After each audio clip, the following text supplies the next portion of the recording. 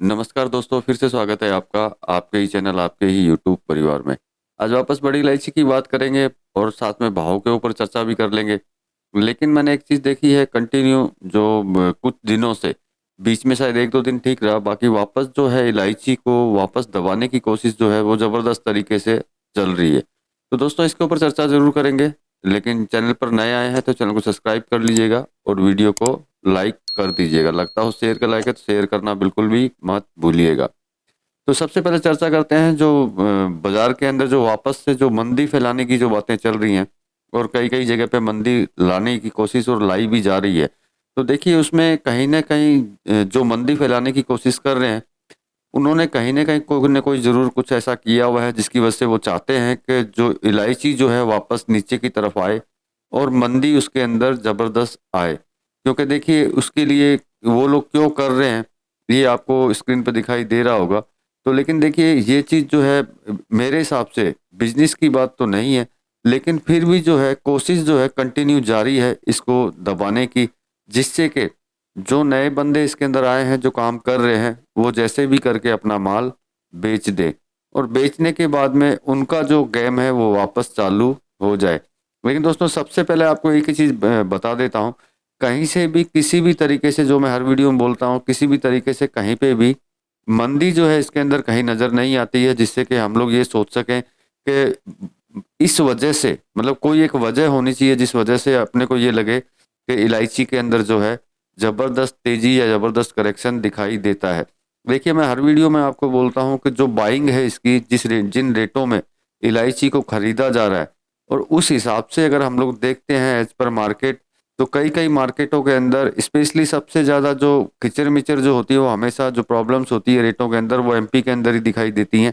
बाकी मोटा मोटी किसी भी मार्केट के अंदर जो है इतनी प्रॉब्लम्स दिखाई नहीं देती हैं। एमपी का मार्केट जो है वो सबसे ज़्यादा इलायची के पीछे है और वो भी मंदी के लिए।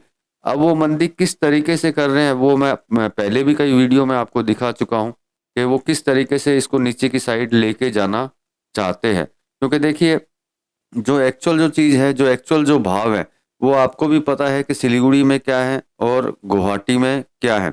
सबसे बड़ी चीज़ है इसकी बाइंग भी आपको पता है कि जो मैं आपको हमेशा इन्फॉर्मेशन देता रहता हूँ कि चाहे वो सिलीगुड़ी वाला खरीदे या गुवाहाटी वाला खरीदे बड़ी इलायची को, तो वो किस रेट के अंदर खरीदी जा रही है। जब इन रेटों में खरीद करके माल जो है सभी भारत के सभी देशों में सिटियों में पहुंच रहा है, तो आप सोच सकते हैं कि उन रेटों में पहुंचने के बाद में भी अगर आपको उस रेट से भी नीचे अगर माल मिल रहा है तो वो किस कारण से मिल रहा है और वो कौन सा माल मिल रहा है ये भी आपको पता होगा। तो देखिए जो माल आप खरीद रहे हैं, जो मैं हमेशा बोलता हूँ कागजों में, उसमें अगर मंदी है तो हम हमारे हाथ में कुछ भी नहीं है। क्योंकि उसके लिए मैं हमेशा हर वीडियो में बोलता हूँ आपको कि जहाँ पे 100 बैग लेकर के अगर 1000 बैग बेच दिए जाएं तो वहां पे हमेशा मंदी रह सकती है। लेकिन फिजिकल जिनके पास माल है, जिन्होंने खरीद के रखा है, उनसे अगर आप पूछेंगे तो आपको रियल पता चलेगा कि इसमें तेजी है या फिर इसमें मंदी है। क्योंकि मंदी इसमें कहीं नज़र नहीं आती। जिन्होंने असम से, सिलीगुड़ी से, कहीं से भी अगर उन्होंने माल लिया है तो कहीं पे भी, इवन अगर उन्होंने नेपाल से भी किसी ने माल लिया हुआ है तो कहीं पे भी मंदी नज़र नहीं आती। एज पर मार्केट के हिसाब से, जो मार्केट में हम लोग देखते हैं या आप लोग देखते हैं, जो माल खरीदते हैं और आगे जा कर के बेचते हैं। तो मतलब इस तरीके से इसको मतलब नीचे की तरफ लेके आया जा रहा है जिसकी कोई हद नहीं है। देखिए मैंने और भी बहुत कमोडिटी देखी हैं जो जिसमें लोग काम करते हैं, लेकिन उस कमोडिटी में कभी भी मैंने इस तरीके का बहुत ज़्यादा नहीं देखा हो कि ज़बरदस्ती उसको जो है करेक्शन के अंदर या मंदी के अंदर लाया जाए। तो ये जो मंदी के लिए जो चिल्ला रहे हैं, जो मंदी के मैसेज इधर से उधर फॉरवर्ड पे फॉरवर्ड किए जा रहे हैं, और जो जो नए बंदे जो इस बिजनेस में आए हैं बड़ी इलायची के, उनको भी ये मतलब पैनिक करके उनका भी माल बिकवा रहे हैं। तो मुझे नहीं लगता कि वो आदमी कभी भी सही हो सकता है और सही बिजनेसमैन हो सकता है। वो सिर्फ सटोरिया ही हो सकता है। आज मैंने पहली बार बोला है, क्योंकि इसी धंधे में प्रेजेंट टाइम में सबको लगता है कि हम इसी में घुस जाएं और इसी से ही सारा पैसा निकाल लें, और उनको जहाँ जहाँ घाटे लगे हैं वो सारे घाटे जो हैं इसी से ही, बड़ी इलायची से ही वो कवर करें। तो मैं उनसे मतलब बोलना चाहूँगा कि आप इस तरीके से ना करें। और रही बिल्कुल जो सही बिजनेसमैन के तरीका जो होता है, जो बिजनेस करता है, उस तरीके से आप चलें। ये गलत तरह के जो मैसेज जो आप पूरे भारतवर्ष के अंदर जगह जगह पे जो फैला रहे हैं कि इसके अंदर ज़बरदस्त तरीके की मंदी है, आप माल बेच दीजिए। तो इस तरह का बिल्कुल ना करें, क्योंकि आगे इस चीज़ से आपको ही प्रॉब्लम होगी, क्योंकि बड़ी इलायची की तेज़ी को कोई रोक नहीं पाएगा, चाहे वो किसी भी तरीके से अपना काम कर रहा हो। क्योंकि देखिए ये इलायची जो है जहाँ से भी खरीदी गई हो, चाहे वो नेपाल से खरीदी गई हो या फिर वो भूटान से खरीदी गई हो या फिर वो असम से खरीदी गई हो, जिन रेटों में ये इलायची जो खरीदी गई है उन रेटों को देखते हुए कहीं पे भी इलायची में जो मंदी है नज़र नहीं आती। अब ज़बरदस्ती अगर मंदी लाने की कोशिश करेंगे तो उसका तो मेरे पास कोई इलाज नहीं है। लेकिन एज पर एक्चुअल जो है ग्राउंड की अगर बात करते हैं तो इसके अंदर मंदी कहीं पे भी नहीं है। ना बाइंग में मंदी है, ना सेलिंग के अंदर मंदी है, ना सिलीगुड़ी में मंदी है, ना गुवाहाटी में मंदी है, ना असम में मंदी है, और ना ही अरुणाचल में मंदी है, ना ही नेपाल में मंदी है। कोशिश सभी जगह पे जारी है कि इसको वापस नीचे की साइड लाया जाए। और देखिए आज से 4 महीने पहले भी मैंने एक वीडियो में बोला था कि उस समय पे भी सेम इसी तरीके से हुआ था, जब इलायची जो है 1100 कुछ रुपए मतलब समथिंग 1200 के करीब टच हुई थी। तब भी इस तरह के मैसेज ज़बरदस्त फैलाए गए थे कि जिससे कि इलायची नीचे आए और वो लोग खरीदे, और उनकी मंशा सही भी हुई थी। उन लोगों ने नीचे ला करके माल को खरीदा, खरीद करके फिर इसको ज़बरदस्त तरीके से ऊपर की साइड लाना चालू कर दिया। आज की जो सिचुएशन है वो भी बिल्कुल इसी तरीके की है। ये ज़बरदस्त तरीके से मंदी लेके आना चाहते हैं। तो देखिए जो नए लोग जो काम कर रहे हैं, अब वो किस तरीके से कर रहे हैं वो तो मुझे नहीं पता है। अगर आपके पास फिजिकल माल है तो आप रखिए, इसमें किसी तरह की कोई टेंशन आगे नहीं दिखाई देती। बाकी विचार आपका रहेगा कि आपको रखना है या बेचना है, लेकिन इन गलत मैसेजों से जो है आप बच के रहें। जिस तरीके से वो लोग बोल रहे हैं उस तरीके का कुछ भी नहीं है। किसी भी तरीके से, चाहे वो फसल को लेकर के बात हो, चाहे वो माल खरीदने को लेकर के बात हो, कहीं पे भी ऐसा कुछ नहीं दिखाई देता कि जिससे कि ज़बरदस्त जो है मंदी इसके अंदर आ सके। और जो ये चीज़ बोल रहा है कि ज़बरदस्त इसमें मंदी है, कहीं न कहीं वो ज़बरदस्त तरीके से गलत है, 100% गलत है, तभी वो ये बात बोलेगा। अगर वो मार्केट के साथ में या किसानों के साथ में चल रहा होता तो वो कभी भी ये बात नहीं बोलता कि बड़ी इलायची में मंदी है। क्योंकि किसी भी एंगल से अगर आप लेते हैं तो बड़ी इलायची में मंदी जो है कहीं पे भी नज़र नहीं आती। और जितने भी ये मैसेज फैलाते हैं कहीं न कहीं उन्होंने किसी न किसी तरीके से गलत ज़रूर किया हुआ है, उसी वजह से वो जो है मंदी के लिए चिल्ला रहे हैं। तो उनसे दूर रहिए। और जिनके पास फिजिकल है दोस्तों उनको तो वैसे भी कुछ सोचने की ज़रूरत नहीं है, क्योंकि इसका आगे का भविष्य बहुत अच्छा है।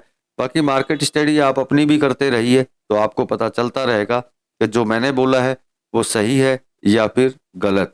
क्योंकि सिर्फ मेरे कहने से ही काम मत कीजिएगा, आप अपनी जानकारी भी पूरे भारत से ले लीजिएगा, स्पेशली उत्तर पूर्व भारत से, नेपाल से, सिक्किम से। तो आपको खुद को पता चल जाएगा कि इसमें मंदी है या फिर तेजी है। सारी जानकारी ओपन है इसके अंदर, ऐसा नहीं है कि मैं कुछ छुपा के कुछ अलग आपको बोलूं और जो लोग हैं वो कुछ और बोले। तो इसमें कहीं से भी ऐसा नहीं है। आप अपनी जानकारी भी लीजिए और मेरी जानकारी भी देखिए, तो जब आप कंपेयर करेंगे तो आपको पता चल जाएगा कि बड़ी इलायची में आगे है क्या। तो चलिए अब बात कर लेते हैं भाव की कि भाव में क्या है।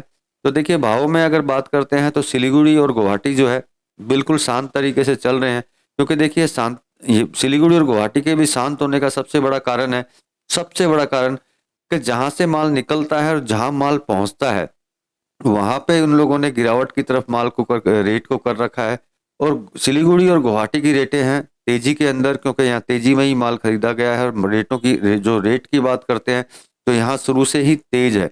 उसके बाद में जब माल जो है यहाँ जब तेज रहेगा और आपकी दूसरी मंडियों में अगर कम रहेगा तो निश्चित बात है बिक्री जो है कम होगी, माल की सेल कम होगी, क्योंकि वो नीचे की रेट के अंदर नहीं बेच पाएंगे। क्योंकि सिलीगुड़ी और गुवाहाटी में कागज नहीं बिकते, सिलीगुड़ी और गुवाहाटी के अंदर इलायची बिकती है। यहाँ किसी तरह से ऐसा नहीं होता है कि 100 बैग के 1000 बैग बेचे जाएं। यहाँ पे अगर 100 बैग है तो 100 बैग ही बेचे जाते हैं, 1000 बैग नहीं बेचे जाते। तो इस चीज़ से, इस बात से ये चीज़ ओपन हो जाती है कि जहाँ पे इस तरह के जो काम होते हैं, जहाँ 100 बैग के 1000 बैग बेचे जाते हैं, मंदी सिर्फ उन्हीं एरियो में आ सकती है, इन एरियो में मंदी नहीं आ सकती। क्योंकि चाहे सिलीगुड़ी हो या गुवाहाटी हो, वहाँ पे किसी तरह के जो मैंने अभी बोला है कि कागज नहीं बिकते, यहाँ इलायची बिकती है। तो चलिए भाव की बात करते हैं। तो एक्सीलेंट जेजे की अगर बात करते हैं तो 1417 के ऊपर बिल्कुल खड़ी है, इससे ना तो नीचे है। आशा यही करते हैं कि ऊपर की साइड जाए। नेपाल टॉप जेजे की बात करते हैं तो वो भी 1385 के ऊपर खड़ी है, ना हिलना डुलना कुछ नहीं है, बिल्कुल स्थिर है। गुवाहाटी की बात करते हैं तो वो भी 3 दिन से स्थिर हो चुकी है। गुवाहाटी में एमडीएस जेजे की बात करते हैं तो 1412 रुपये गया है। तो ये तीनों जगह के भाव थे जो आप देख सकते हैं, बिल्कुल सिमिलर शांत चल रहे हैं बिल्कुल ही, और किसी तरह की हिलावट डुलावट अप एंड डाउन कुछ नहीं है इसके अंदर। इसका कारण आप समझ सकते हैं, आप जिस भी मंडी के होंगे तो आपको भी पता होगा कि किन किन मंडियों में किस किस तरीके से और क्यों गिराने की कोशिश की जा रही है इलायची को, जबकि इसके अंदर ऐसा बिल्कुल भी नहीं है। और ज़बरदस्त तरीके से मैं भी बहुत सारे मैसेज देखता हूं दिन के अंदर, कई ग्रुपों में ये छोड़ा जाता है कि इलायची की जो हालत है वो जीरे से भी ज़्यादा बदतर हो जाएगी। तो जो ये चीज़ बोलते हैं उनको मैं बोल देता हूँ, ये जीरा नहीं है, ये इलायची है। ये बात अच्छी तरह याद रखिएगा। सेकंड, कई लोग बोलते हैं कि ये जो चीज़ है कोई 10 रुपए की चीज़ 200 रुपया कब तक बिकेगी। तो भाई साहब, ये जो चीज़ है भी आने वाले 1.5-2 साल तक ऐसे ही बिकेगी, क्योंकि ये वो चीज़ें नहीं है जो आज ली जाए और कल वो खराब हो जाए। ये रखी है। और सबसे बड़ी बात, आने वाली फसल प्रॉब्लम है 2024 की, उसके बारे में भी आप जानकारी ले लीजिए। ये सब जानकारी जब आप लेंगे तो आपको खुद को पता चलेगा कि इसका आने वाला जो भविष्य है बड़ी इलायची का वो है क्या। तो दोस्तों, ये थोड़ी सी इन्फॉर्मेशन थी मेरे पास में और आपसे चर्चा करनी थी बड़ी इलायची पे, और भाव आपने देख ही लिए हैं कि बिल्कुल सिमिलर चल रहे हैं। तो इस वीडियो में तो इतना ही दोस्तों, मिलेंगे अगले वीडियो में अगली कोई जानकारी के साथ में। तब तक के लिए धन्यवाद।